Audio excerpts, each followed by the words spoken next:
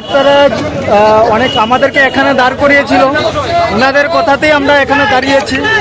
তারপরে উনি অনেকটা সময় আমাদেরকে দাঁড় করিয়ে এখানে এখন বলছেন যে কোনো আমরা পারমিশন পাইনি মাননীয় শিক্ষামন্ত্রীর সাথে কথা বলার জন্য। তাছাড়া উনি বলছেন আমাদেরকে এখানে কোনো রকমের বিশৃঙ্খলা যাতে না হয়। আমরা কথা দিয়েছি যে আমরা কোনো স্লোগান দেবো না, কোনো কিছু দেবো না।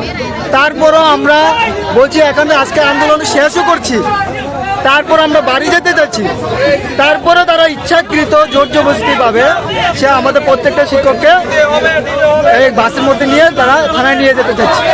এটা কি ধরনের সিস্টেম, কি রকমের পদ্ধতি, সেটা আমরা খুবই ধিক্কার জানাই। এরকম আমরা অন ক্যামেরা বলেছি, আমরা স্যারকে অফিসিয়াল বলছে যে আমরা আন্দোলন শেষ করছি, আপনার কথা মতো আমরা বাড়ি ফিরে যেতে যাচ্ছি। কিন্তু তারপরও উনি জোরজবরদস্তিভাবে আমাদেরকে বলছেন যে চলো চলো থানায় গিয়ে গল্প করার জন্য আমাদেরকে বলছে। স্যার থানায় গিয়ে গল্প করার জন্য আমাদেরকে বলছে। তো দেখছি আমরা এখন কোথায় নিয়ে যায়।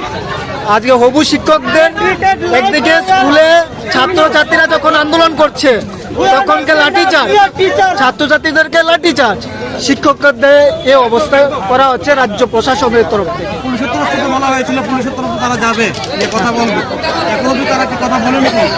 তারা কথা, উনি তো বলছে যে কথা বলেছেন, বলার পরে উনি আমাদেরকে বলছেন যে আমার কথা হয়েছে যে এখানে পারমিশন নেই, তোমরা যে অ্যাপয়েন্টমেন্টের লেগে জমা দিয়েছো এই অ্যাপয়েন্টমেন্টের জন্য পেশেন্ট রাখার জন্য। তা আমরা এরকম কোনো আশ্বস্ত পাইনি যে কতদিন পেশেন্ট রাখবো। মাননীয় শিক্ষামন্ত্রীর সাথে আমরা দেখা করতে পারছি না। তো আজকে প্রশাসনের তরফ থেকে এই সিন ক্রিয়েট তৈরি করা হচ্ছে। আন্দোলন তুলে নিয়েছিলেন? হ্যাঁ, আন্দোলন কি তুলে নিয়েছিলেন? হ্যাঁ, আমরা বলেছি যে আমরা আন্দোলন তুলে নিয়েছি, আমরা ফ্ল্যাক্স গুছিয়ে নিয়েছি। আমরা ফ্ল্যাক্সকে সরে আমরা বলছি অন ক্যামেরায়, ওনাদেরকে বলছি স্যার আমরা তো ফ্ল্যাক্স গুছিয়ে নিয়েছি, আমরা তো আন্দোলন স্টপ করে দিয়েছি, কোনো এটা ভিআইপি এলাকা থাকতে পারবে না। স্যার আমরা 2 মিনিট সময় চাইছি যে আমরা কথা বলে আমরা চলে যাব, বলে নিয়ে আন্দোলন করব, বলছি চলে যাব। তো তারপরে এই সময়টুকু তাদের নেই, এই অপেক্ষাটুকু তাদের নেই। তারপরে জোর জবরদস্তি পাবে আজকে আমাদেরকে বাসে তোলা হলো। কি কারণে সেটা জানি না। ঠিক আছে, আজ মানে কি বলবো, সত্যি লজ্জা লাগছে যে স্কুলের ছাত্রছাত্রীরা মার খাচ্ছে আর আমরা শিক্ষকরা এই অবস্থা। ধন্যবাদ।